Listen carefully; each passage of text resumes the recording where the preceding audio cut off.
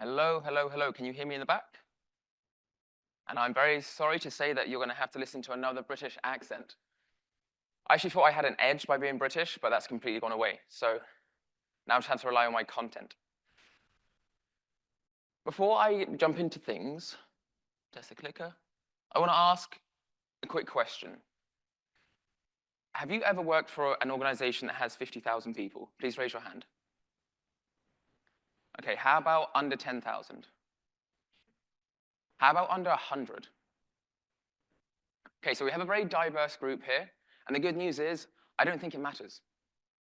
I don't think the size of organization matters when it comes to using a startup mindset. I very strongly believe that adopting a startup mindset can improve our CTI work, but beyond that, that we can apply it to any organization regardless of its size. So for some context on me, I'm Josh. I work at a company called Feedly as a staff threat intel advisor. And this conclusion that I've come to is one that took a long time to reach. In fact, it took a 9-year career in private sector threat intelligence. You can see here from this lovely graph that I've drawn up, Econ 101, anyone? That my career has involved progressively working for smaller and smaller organizations. And throughout this process, I've learned a few things about adopting a startup mindset.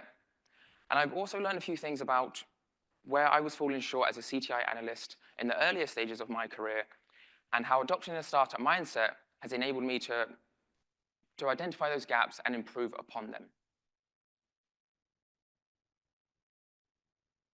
Things look really nice and neat when it's on this graph, don't they? But my career hasn't been this nice, neat, linear planned chart. It looks great on a slide, it really does. And I was very happy when I came up with this idea. But there have been some bumps along the way. This might not be the exact email I received from my CEO of a previous company, but I did go through a layoff. And for anyone going through it right now, don't worry, there is a light at the end of the tunnel. Often we make our own lights at the end of those tunnels. But I bring this up because this was the catalyst to me joining the startup world. This expedited my move into smaller companies, and like much smaller companies than what I worked for before. But also this was key because it created this pivot in my career, whereby I transitioned from what I call the suit phase of my career into the sweats phase. I was tempted to wear sweats today, by the way. You're very lucky to catch me in actual trousers. So what on earth are these phases of my career, and how does this link to a startup mindset? Let's first look at some of my top mentality and the top priorities I had when in the suits phase of my career. I was determined to avoid embarrassment, not make mistakes, and definitely avoid failure, especially public failures. I'm sure this is something that some of us can probably relate to, but I was adamant that I wanted to do a very, very good job, and closely linked to this was doing my best to make my bosses look good. That was a huge priority for me. Part of this, again, was striving for perfection. And this bled into my CTI work. Every product, process, every report, everything had to be perfect before I would let anyone else see it. And this can slow things down a little bit. And as you can probably guess, I was very CTI process and product orientated. And that's because there's a safety in CTI products and processes. It's a comfort zone, they are predictable.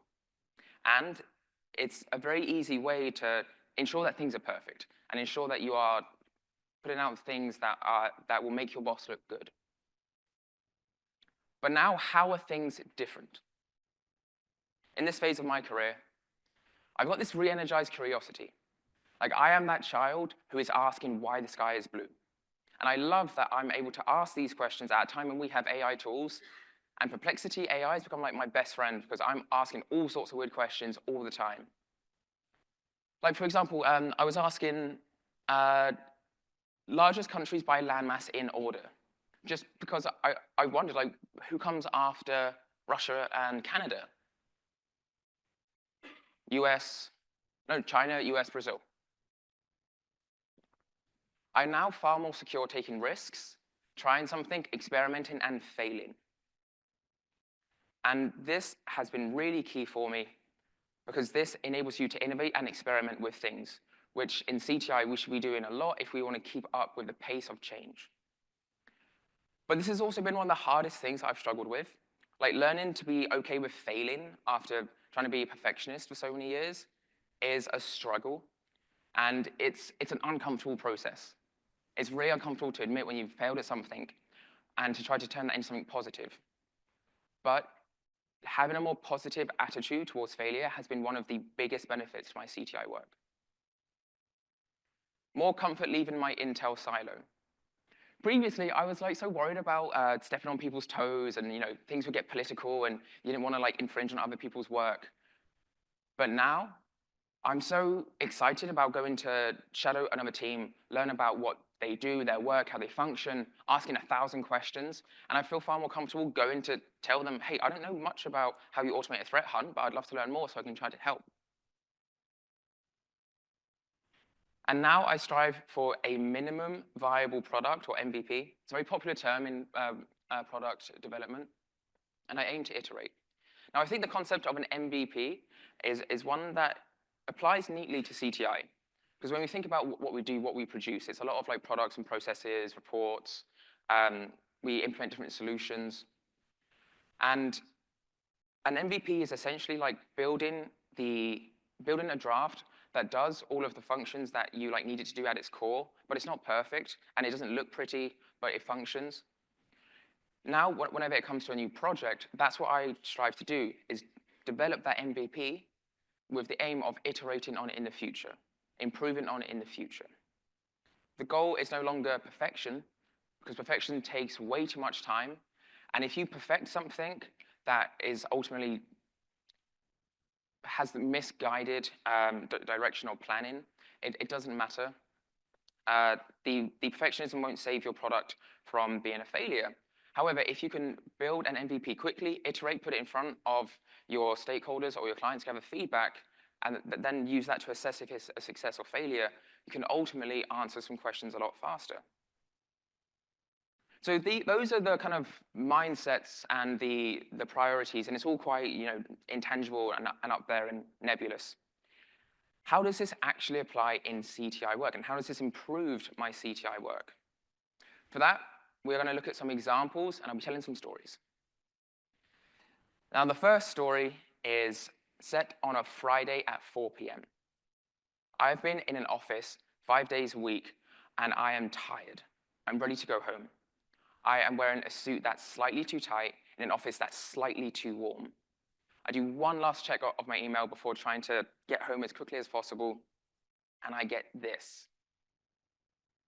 The CISO email is something that I think a lot of us in this room can relate to, especially if you're someone who works in a nuclear CTI team. That's a phrase that came up yesterday. It's the first time I've heard it, and I love it. It looks kind of like this. It always comes in on a Friday around 4 p.m. as you're trying to pack up.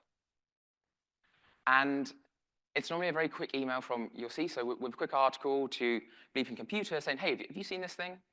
Are we aware of it? We used to call it the CNN effect in my previous teams. When I would get these emails, it would generate an oh shit moment.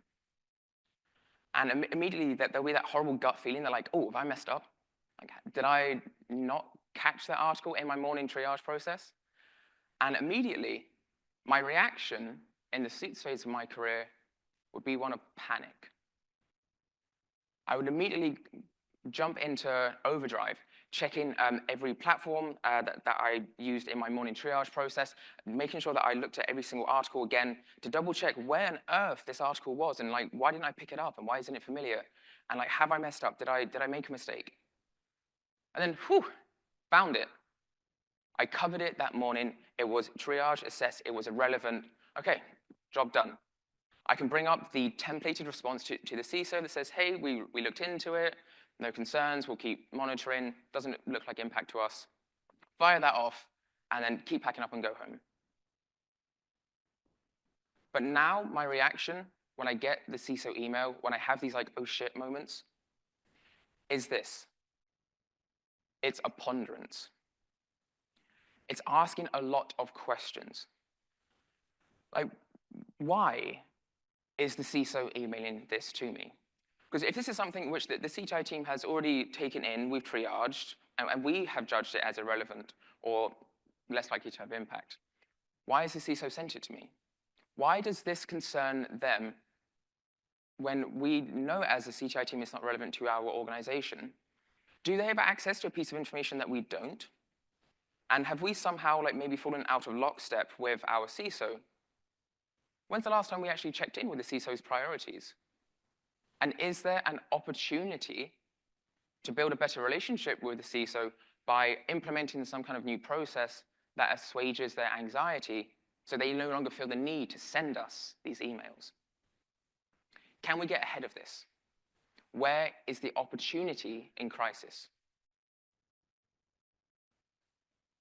So when I reflected upon how I respond to these CISO email situations, there's been a shift.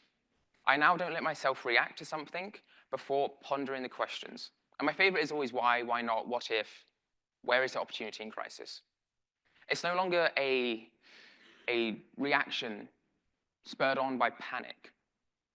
It's a more thoughtful response whereby any opportunity to improve upon how we've done something in the past is taken. So that's one example. Another one, and this one always makes me laugh, is the CTI product menu. I thought this idea would put me in the Hall of Fame of CTI legends. I thought it was such a good idea. And spoiler alert, it wasn't. OK, so I'll paint another picture. It's a new year, new me, new CTI team, new designs. We've got a whole new style guide.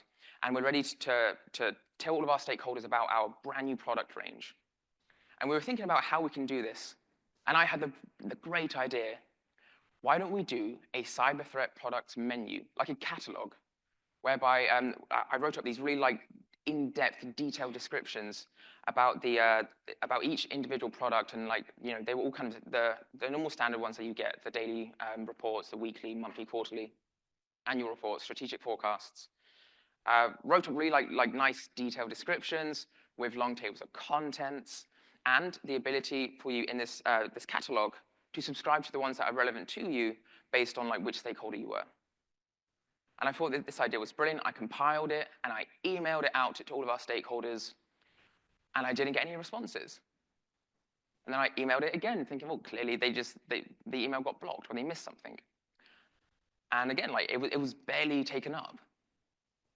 And can you spot why? You don't have to answer the question, by the way. Don't start shouting about all the things I did wrong.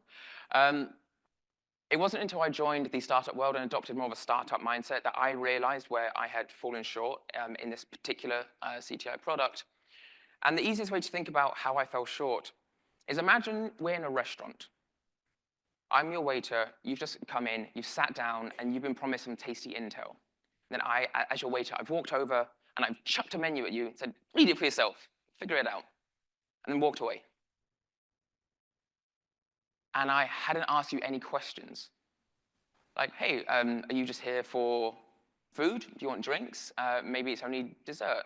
Does anyone have any allergies? There was none of that. I threw down this menu that was beautifully put together, and I just walked away.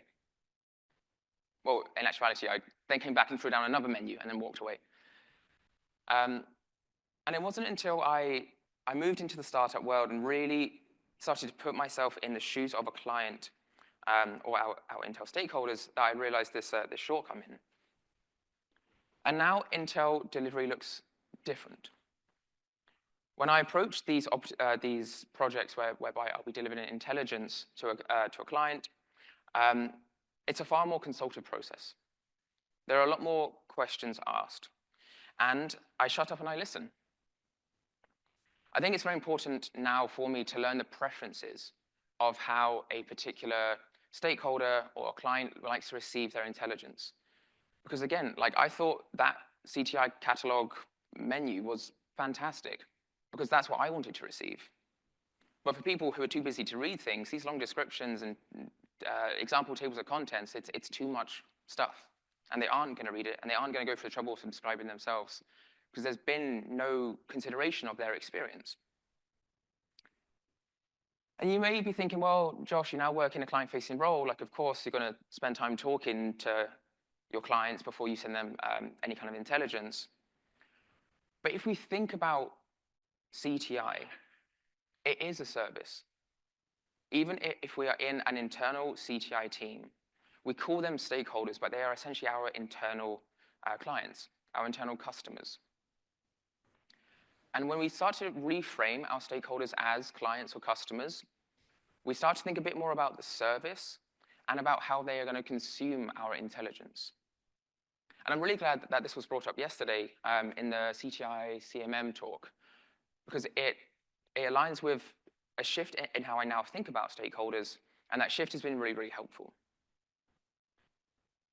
So now the shift is about making the client experience central. And this can be done whether you are working for a vendor or an internal CTI team. Just put yourself in the shoes of the recipient of that intelligence and ask yourself, how would you like to be consulted before you receive a particular Intel product or service? So doing this has really helped me improve my approach to CTI delivery.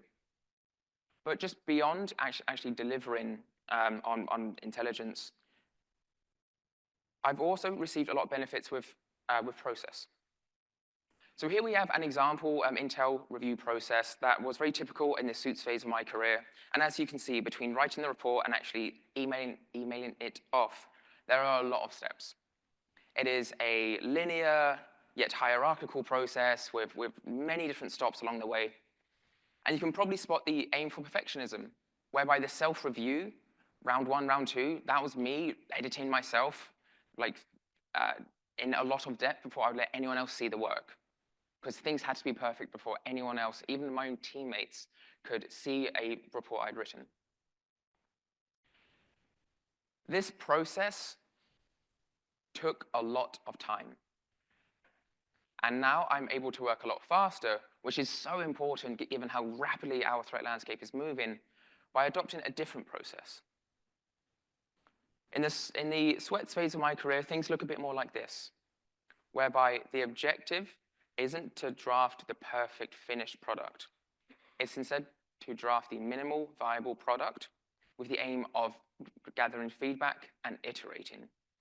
Now, this doesn't involve compromising on the analytic integrity of the report. Like, the content's still important. But I'm no longer worried about formatting every single line, header, getting all of the right colors in there. That comes later. And now, as you can probably see, that after that the initial round of feedback is done with the idea of gathering group feedback. And for this, using collaborative software like a Google Doc or Notion is super helpful for this, whereby you aren't doing individual rounds with version control. Instead, you put out the MVP and just have a group of people give different feedback simultaneously. You can then digest all of that feedback very quickly and assess, okay, was this MVP a success or a failure? And you might notice that the process is the exact same afterwards. It's about iterating, gathering more feedback, iterating based on that. And then at that point, it's about sharing the report. And keep in mind that I've said share, not send email, because sharing is more of a consultative process, more of a back and forth, whereby the preferences of your recipient are taken into consideration. And then after that, there's a much stronger emphasis, I've noticed for myself, in gathering that feedback with the objective of further iterating. The process doesn't end. It's more of a flywheel than just a simple start and stop. So the big shift that I've noticed in this part of my career is I'm now striving for that MVP, iterating, and I'm aiming to fail quickly. And this, again, is something that I've probably struggled with the most, but has been most important. Developing that growth mindset and applying it to failure, whereby you view failure as a positive, as a learning opportunity. Think about it right now in this room. Think about the biggest failure you've had in your career. Now think about your biggest success. Which one taught you more? I hate to fail, still. I struggle. But I'm trying to view it all as a learning opportunity. And I'm trying to be more transparent about my failures so that the lessons I learn can be shared among my team, enabling them to proactively learn from my mistakes and to not make them. The other thing about failure is it can lead to some pretty amazing things if you lean into it. If you view failure as something that you can use as like a mine of information that you can then apply to like your next experiment, you can very rapidly improve on like iterations of an experiment. Like for example, I listened to this podcast with one of the founders of Netflix, and they were talking about when Netflix was trying to transition and digitize, they would run experiments. And this experiment would involve an idea. You come up with a prototype, you put it in front of some like test clients, you get feedback, and then you judge if it's a success or a failure. And they were doing one experiment every 3 months. And then they looked at their process and they shortened it down, and they managed to run an experiment every month, and then once a week. And then they were running experiments every single week. And they ran around, I think, over 200 experiments before they came up with the idea for what Netflix is today. And that's what I think about a lot. It's like, how can you run these really quick experiments? How can you fail fast, learn, and pivot and keep adapting?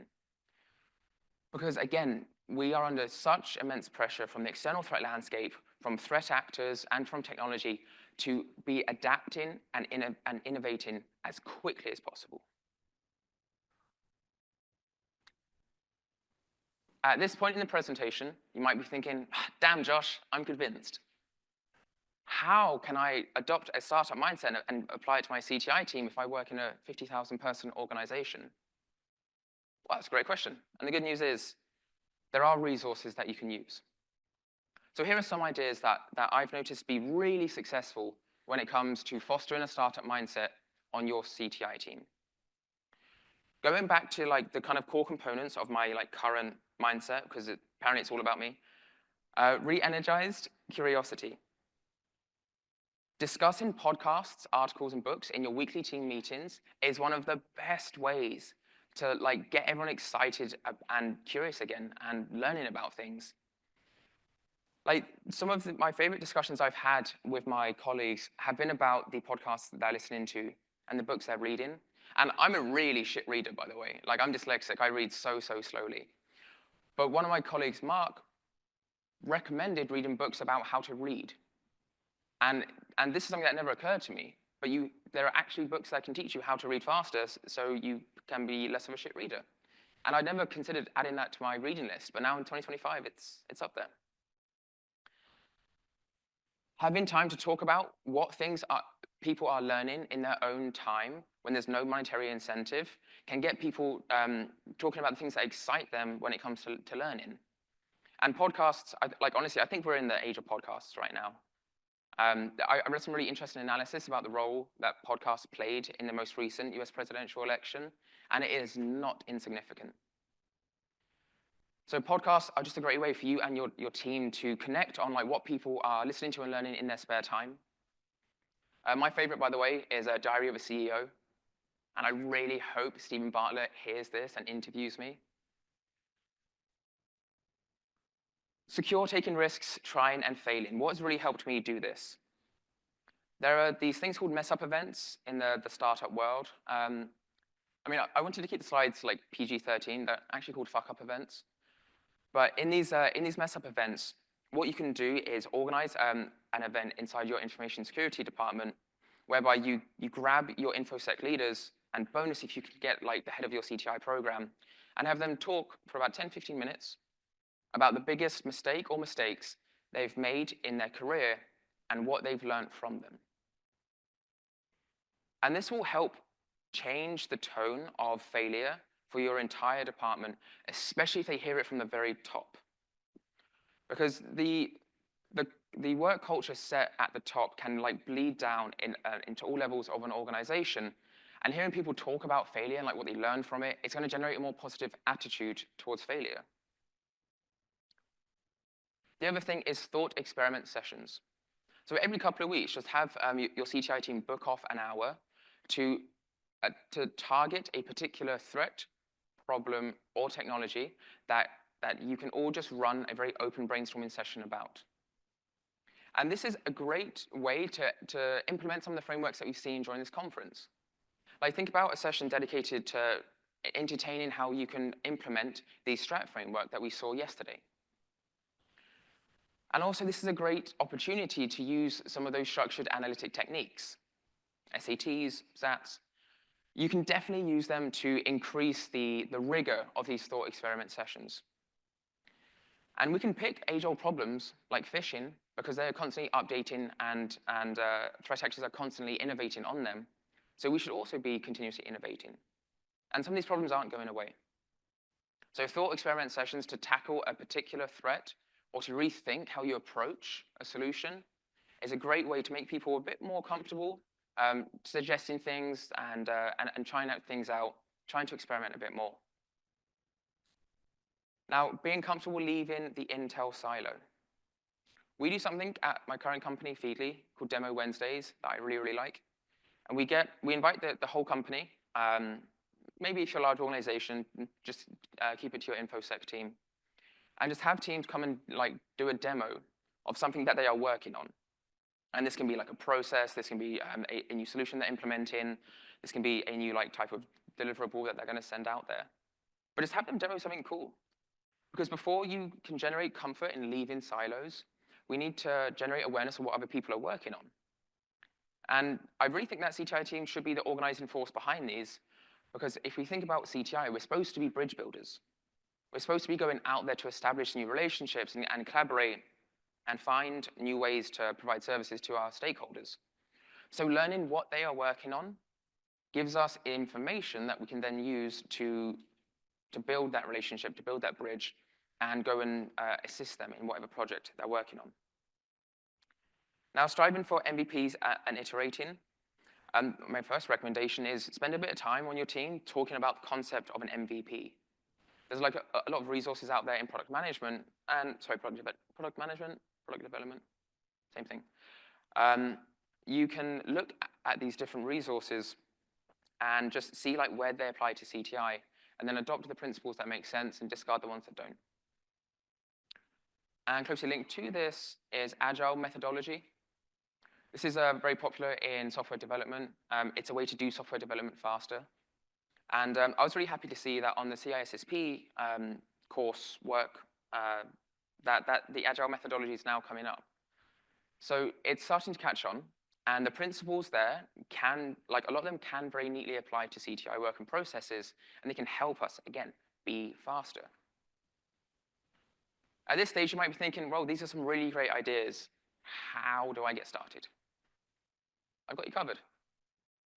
I've developed a range of resources, or I've stolen some from the web, and I've hyperlinked all of them here. So if you're interested in trying to implement one of these ideas, these slides will be made available, as I'm sure you've all been told several times. And each of these are a hyperlink, and they will either give you like a template or a guide that you can like take a look at. None of the guides are more than a page and a half long, by the way, maybe 2. And you can take these and see if it makes sense for your CTI team, and you can apply them if you want to try out one of these ideas. And I've also shared some good articles on some of the concepts like MVP and agile methodology. So you can access these if you want to try and experiment with some of these ideas. Now, ultimately, what I've been trying to say with this entire presentation is I took the long road. I took a 9-year career to realize that a startup mindset can benefit my CTI work, and a bit longer to realize that it can be adopted by any organization. But you don't have to take the long road. You don't have to go through 9 years of switching careers and working for smaller and smaller organizations. You can be the arrow that takes the shortcut, and you can adopt a you can adopt a startup mindset and apply it to your CTI program regardless of the size of your organization. Thank you very much. you.